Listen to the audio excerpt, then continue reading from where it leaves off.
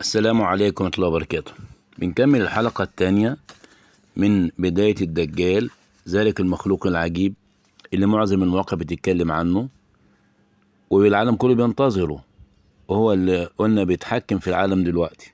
الحلقة اللي فاتت اتكلمنا عن مصدر معلوماتنا. النهاردة بنتكلم عن ازاي تربى الدجال وتربى فين ومين اللي ساعده وليه بيكره البشرية بالدرجة دي كلها. يعني الدجال كل كتب التاريخ والتفسير بتقول ان رباه سيدنا جبريل عليه السلام. كان اخر لحظة سيبناه في الحلقة الاولانية هو كان طفل صغير 3 سنين كده، وكان عايش في بلد اسمها السامرة ببلاد الشام.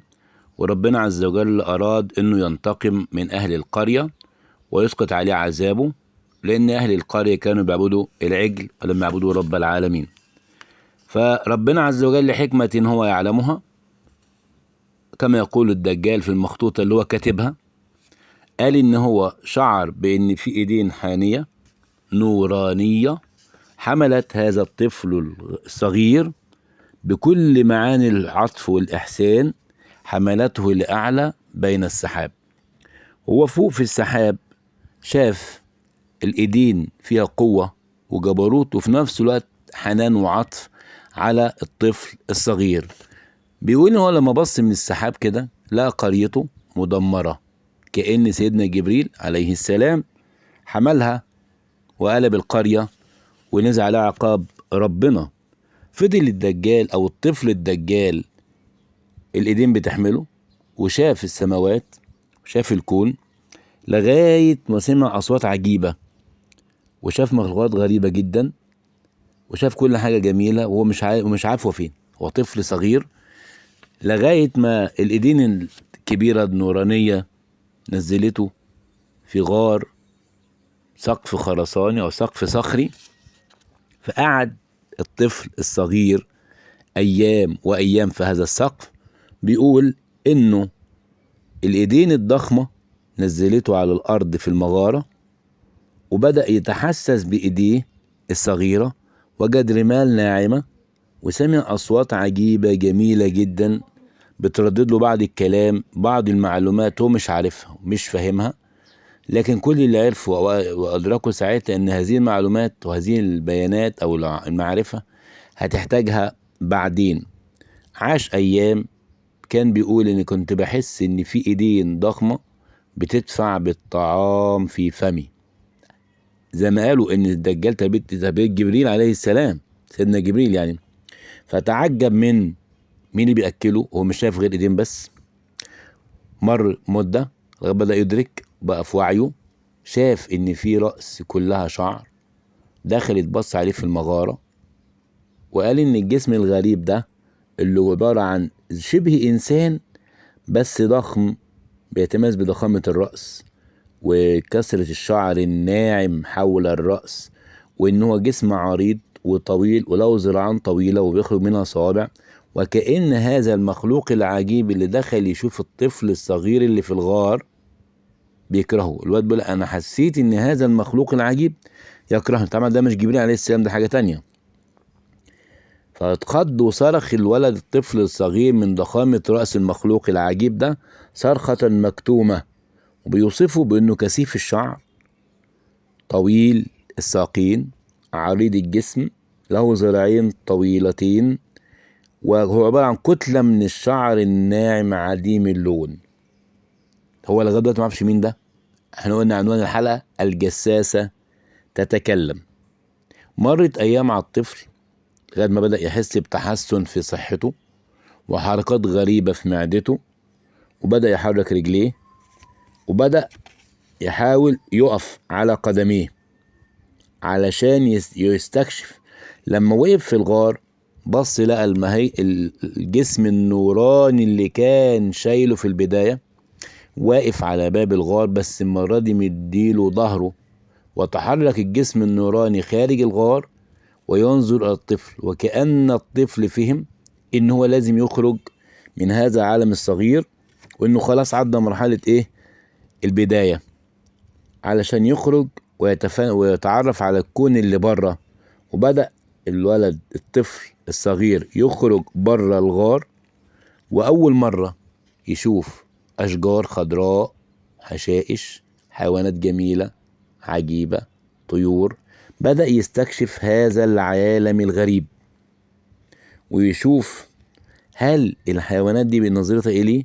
قال إن الحيوانات اللي كانت في الجزيرة كلها جاية تستكشفه وتقرب منه وبيتعرفوا عليه، وكذلك الطيور بتطوف حواليه وتلف. فالطفل مندهش جدا من المشهد، مندهش من اللي حصل، واقف بيستكشف هذا العالم، شاف الجسم النوراني بيكلمه في ودنه وبيقول بعض الكلام اللي أول مرة يسمعه. فكان الجسم النوراني الضخم بيقول له قول ورايا: الله ربي لا أشرك به أحدا، الله الله الله. وقال له قول ورايا تاني: الله ربي الله خالقي وأنا خلق الله، الله الله الله لا إله إلا الله.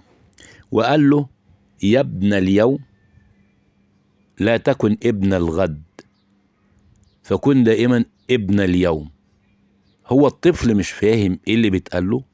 الدجال هو طفل صغير في الجزيرة لوحده، مخلوق الوحيد من بني آدم في الجزيرة، وكأن المخلوق النوراني الآخر وجبريل عليه السلام بيحفظه الفطرة. لما كان بيقول له الله الله الله، وبيقول له قول ورائي أنا خلق الله لا أشرك بالله أحدا، فبدأ يحط فيه بذرة الفطرة، الإسلام والتوحيد، كل ده والطفل مش مدرك هو بيتربى على إيه وهو عاوزين منه، مش فاهم حاجة خالص لغاية دلوقتي ما كملش سنة على الجزيرة. بدأ الطفل الغريب الوحيد في الجزيرة يتجول في الجزيرة ويتأمل، وكل ما نظر إلى شجرة ليأكل منها تدلى إليها الغصن، وحتى الماء اللي في النهر عاوز يشرب منه يصعد إلى يديه، فحس بالعظمة في داخل نفسه وبدأ يحس إن هو سيد هذه الجزيرة، وبدأ يعجب بنفسه جدا، وإن كل المخلوقات اللي على الجزيرة والحيوانات لخدمته وكلهم بيتقربوا منه ويتمسحوا فيه. فبدأ يبص حواليه جدا، رأى المخلوق ذو الشعر الكثيف اللي هو أصلا مش عارف اسمه إيه من بعيد، بينظر إلى نظرة مخيفة، احتقار، تقلل من شأنه.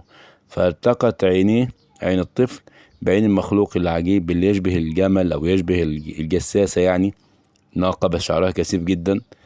فبدأ يمشي وراه لغاية ما وصل المخلوق العجيب ذو الشعر الكثيف ده إلى تلة أو هضبة عالية شوية. صعد فوقها الغلام فوجد في صخور صغيرة على الأرض كأن مكتوب عليها كلمات فلم يستطيع أن يقرأها. فتأمل الغلام هذه الصخور الصغيرة ومش عارف يقرأ إيه المكتوب عليها. بدأ يمسك الألواح الصغيرة وشايف حاجات مرسومة عليها مش فاهمها، فنظر للمخلوق العجيب الكثيف الشعر ده، وبدأ المخلوق يتكلم. وكان بيقول إن صوت المخلوق ده بيتخلل أعضاء جسمي جدا. وبدأ يقول له المخلوق العجيب ذو الشعر الكثيف بيتكلم مع الطفل، بيقول له أنت الطفل الذي نجاه الله من الخسف بأرض السامرة. وقال إذ قال الله لجبريل عليه السلام إن هذا الطفل عبدي لكنه سيكون متألها علي في آخر الزمان، وسيؤمن به بعض الناس ويتبعونه حتى أرسل عليه عبدا من عبادي يكون نبيا في أول الزمان ووليا في آخر الزمان، فهذا عبدي يسوم هذا المخلوق سوء العذاب ويقضي عليه فارفعه يا جبريل من السامرة حتى يأتي زمانه، ورفعك منها جبريل عليه السلام وأتى بك إلى هذه الجزيرة ورعاك بالأكل والشرب يا سامري.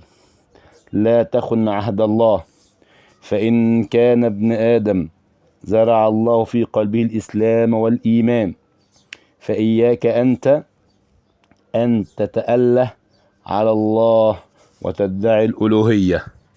فقال هذا الطفل من أنت أو من أنت؟ قالت أنا الجساسة. قالت أنا الجساسة آخر خلق الله من جنسي، حملني جبريل عليه السلام إلى هذه الجزيرة بأمر الله لأكون فيها إلى جوارك، وأظل في الجزيرة إلى ما شاء الله، والله أنطقني بكل لسان لا أتكلم به إلى أن يشاء الله. لما أنت هنا؟ الطفل يسأل. قالت الجساسة حتى تشب وتكبر وتقرر ما تريد، وتكون أنت مخير، وكل ما حولك في الجزيرة من فضل الله عليك. إن اخترت أن تكون عبدا لله كنت في رغد من العيش، كنت في رغد من العيش، والله يمكنك فيها بإذنه تعالى. وإن اخترت أن تكون متألها على الله، وإن اخترت أن تكون متألها عليه، أخرجك الله من هذه الجزيرة وأخرك إلى أجل مسمى لا يقدر عليك أحد إلا من أذن الله وارتضاه الله، سلطه عليك وتكن عند الله مذموما. بدأت الجساسة تلقنه الكتابة وتقرأ له ما على الألواح، وقالت له إن هذه الألواح كتبت بمداد عجيب غير أرضي، مداد يعني حبر، وتناثر حول هذه الألواح مداد من هذه الكتابة. فقالت له سأقرأ لك المكتوب على الألواح فاسمع واحفظ. وبدأت تقرأ الجساسة للدجال الصغير في الجزيرة ما كتبه جبريل عليه السلام. كتب لا إله إلا الله وحده لا شريك له، أنت رباك جبريل الأمين، فلا تكن خائنا لعهد الله، أنت وحدك في هذه الجزيرة، كل ما تشاء واعبد الله على كل حال، وسبح بتسبيح الوحدانية وهي صلاتك. التسبيح يعني الله الواحد الأحد لا والد له ولا ولد، الله أكبر، الله الأعظم، الله الملك القدير، كن يا ابن كن رجل اليوم ولا تكن رجل الغد، هذه الجزيرة ملك لك، يأتيك به إلى أن يأتيك به آخر الأنبياء في بداية آخر الزمان، فإن آمنت به فأنت رجل الغد المؤمن بالله، وإن كفرت به فأنت كنت رجل الغد الموعود بعذاب الله، وإنك حاضر النبيين مسلمين لله، فإن آمنت بما آمنا به يسر الله لك الإيمان بالخاتم لمن سبقه والعاقب لمن راح، واسمه محمد الأمين صلى الله عليه وسلم. وإن كذبت بمن قبله فإن الله يغلف قلبك بغلاف الرين الأسود، فلا يرى قلبك النور ولا يرى عقلك إلا نفسك، كهذا الملعون المطرود من رحمة الله إبليس الرجيم ساكن البرمودا القديم، فتكون له قرينا ويكون لك مقرونا، وساء قرينا لمقارنه. إن يكون الملعون الرجيم الملعون والملعون المنبوذ، الملعون الرجيم حاجة والملعون المنبوذ حاجة تانية، الذي لا يمسه أحدا حتى حين، في دار وحده في دار ورياح، وغدا لا يرحم الله فيه المطرود من رحمته تعالى. كن يا ابن الجزيرة الذي رباه عظيم الملائكة الله عز وجل، مؤمنا بالله وملائكته ورسله، وإلا فإنك ستكون لك نهاية حزينة ولك سجن 1000 عام. نذيرك وبشيرك تكذيب العرب للنبي الأمين. وكن ما يزال الكامل الجساس عما تقرأ والدجال بيسمع. وسيكون لك يد عليا يوم يقطع نخل بيسان في بلد إسرائيل النبي، وماء يفور وماء يغور بارد زهر بطبرية. وحرام عليك يومها أن تدخل مكة وطيبة إلا في بقعة أحد. وأردفت الجساسة وكملت، وهذا علم الله لك سبحانه وتعالى. كتبه جبريل الأمين على اللوح، وترك لك أثرا بجوار الصخر خاتم أمين الوحي جبريل عليه السلام. وهذا كان أول درس تلقاه الدجال في الجزيرة، وأصبح مخير وعليه أن يختار بين الإيمان والكفر، أن يعبد الله أو أن يدعي الألوهية. وإن شاء الله في الحلقات القادمة سنتواصل معه حتى يتقابل مع إبليس الملعون ويتقابل المطرود مع المنبوذ، ونرى حكمة الله عز وجل في خلق هذه المخلوقات العجيبة، وقدر الله عز وجل نافذ. وشكرا، والسلام عليكم ورحمة الله وبركاته.